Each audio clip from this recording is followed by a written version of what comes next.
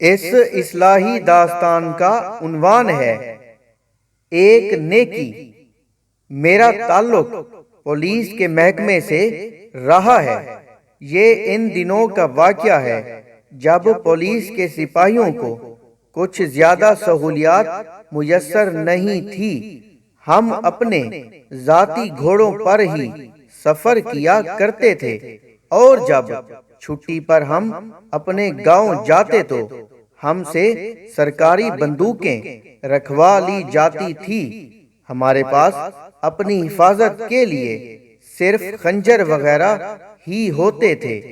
تقریباً 6 ماہ بعد ایک دن میں اپنے گاؤں چھٹی پر جا رہا تھا تو کمشنر صاحب نے کہا، کافی اندھیرا ہو گیا ہے اور تمہارے گاؤں کے راستے میں جنگل بھی پڑتا ہے، صبح چلے جانا۔ مگر اپنی بیوی بچوں سے ملنے کے لیے میرا دل بے قرار ہو رہا تھا۔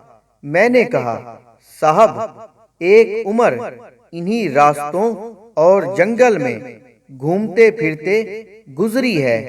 یہ راستے، یہ وادیاں، حتیٰ کہ یہاں کی مٹی بھی میری دوست ہے۔ صاحب یہ سن کر مسکرا دیے۔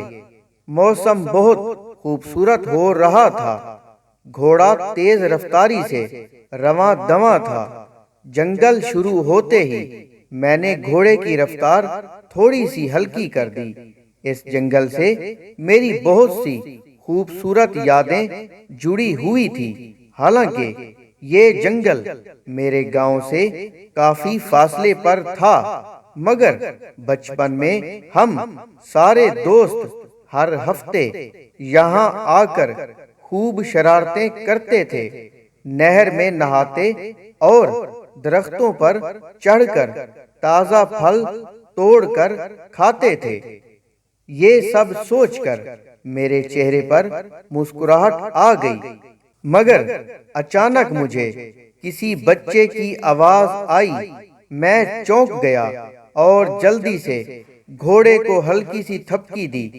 پالتو جانور اپنے مالک کے اشارے سمجھتے ہیں۔ اس نے بھی دم سادھ لیا اور ہنہنایا نہیں۔ میں خوف زدہ ہونے کے بجائے فوراً کھوج میں لگ گیا کہ یہ آواز کس سمت سے آئی ہے۔ کچھ فاصلے پر ہی گھنی جھاڑیوں کے پیچھے سے مجھے دوبارہ بچے کے ہنسنے کی آواز آئی۔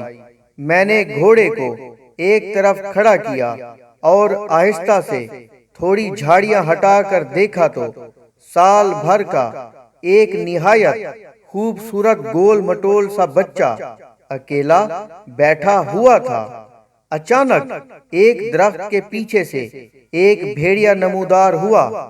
اس نے اپنی تھوتنی سے بچے کی گدگدی کی تو بچہ پھر کھلکھلا کر ہنس پڑا۔ بھیڑیا بھاگ کر پھر درخت کے پیچھے چھپ گیا۔ میں معاملہ سمجھ گیا۔ یہ بھیڑیوں کی فطرت ہوتی ہے کہ جب وہ کسی انسانی بچے کو کھانے کے لیے اٹھا کر لاتے ہیں تو پہلے اس کے ساتھ خوب کھیلتے ہیں۔ جب دل بھر جائے تو چیر پھاڑ کر کھا جاتے ہیں۔ میں چاہتا تو خنجر سے بھیڑیے پر حملہ بھی کر سکتا تھا، مگر بچے کی وجہ سے میں کوئی خطرہ مول نہیں لینا چاہتا تھا۔ میں نے سوچ لیا کہ مجھے کیا کرنا چاہیے۔ جیسے ہی بھیڑیا بچے کو گدگدی کر کے درخت کے پیچھے چھپا، میں جھٹ سے بچے تک پہنچا اور اسے دبوچ کر بھاگا۔ آنن فانن اپنے گھوڑے تک پہنچا اور گھوڑے پر اچھل کر سوار ہو گیا۔ گھوڑا دوڑا دیا۔ اس طوفانی کارروائی سے گھبرا کر بچہ مسلسل رو رہا تھا۔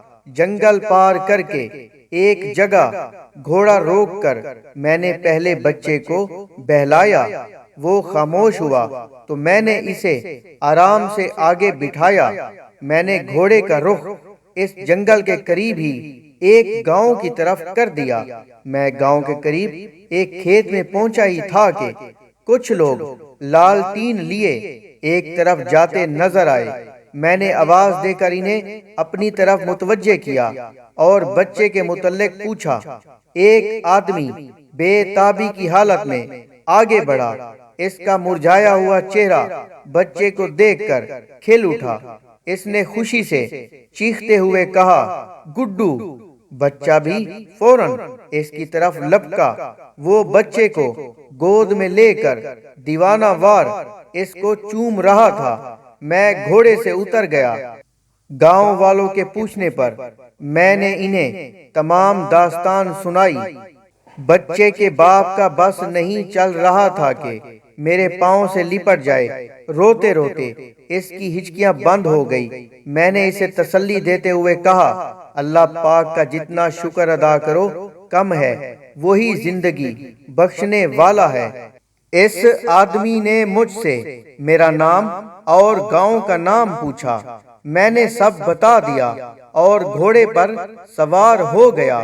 اس آدمی نے گھوڑے کی باگ پکڑ لی اور التجا بھرے لہجے میں بولا، صاحب، میری بیوی روتے روتے بے ہوش ہو گئی ہے اور گڈو میں تو میرے ماں باپ کی بھی جان ہے۔ دونوں رو رو کر نڈھال ہو چکے ہیں۔ انہیں جب پتہ چلے گا کہ گڈو کی جان بچانے والا ہمارا محسن ایسے ہی چلا گیا تو وہ بہت ناراض ہوں گے۔ کچھ اور لوگوں نے بھی اس کی تائید کی۔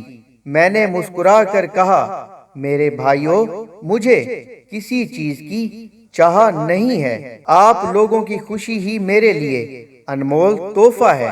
بس اپنے والدین سے کہنا کہ مجھے ہمیشہ اپنی دعاؤں میں یاد رکھیں، کیونکہ میرے اپنے والدین انتقال کر چکے ہیں۔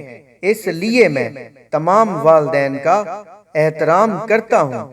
اس وقت رات کافی ہو چکی تھی۔ میں نے ان سب کو اللہ حافظ کہا اور اپنے گاؤں کی طرف چل دیا۔ کچھ سالوں بعد اپنے بچوں کے مستقبل کی خاطر پولیس کی نوکری چھوڑ کر اور گاؤں کی زمینیں اور گھر بیچ کر میں شہر آ گیا۔ لیکن جب تک میں اپنے گاؤں میں رہا، وہ آدمی سال میں 2 بار لازمی میرے پاس آتا اور ہمیشہ موسمی پھل، گڑ، خشک میوے اور بچوں کے لیے تحفے لاتا۔ میں اس غریب آدمی کا خلوص دیکھ کر بہت نادم ہوتا اور ہمیشہ اسے منع کرتا، مگر وہ بھی ہمیشہ میرے اچھے عمل کا ذکر کر کے آپ دیدہ ہو جاتا۔ آج میں خوشحال زندگی گزار رہا ہوں۔ میرے 2 بیٹے سول انجینئر اور بیٹی ڈاکٹر ہے۔ مجھے اکثر ایسا لگتا ہے جیسے میری ایک نیکی نے میرے بچوں کے لیے بھی راستے آسان کر دیے۔ ملیں گے ایک نئی اصلاحی داستان کے ساتھ۔ تب تک اپنا بہت سارا خیال رکھیں۔ چینل کو سبسکرائب کریں، لائک کریں اور شیئر کریں۔ جزاک اللہ۔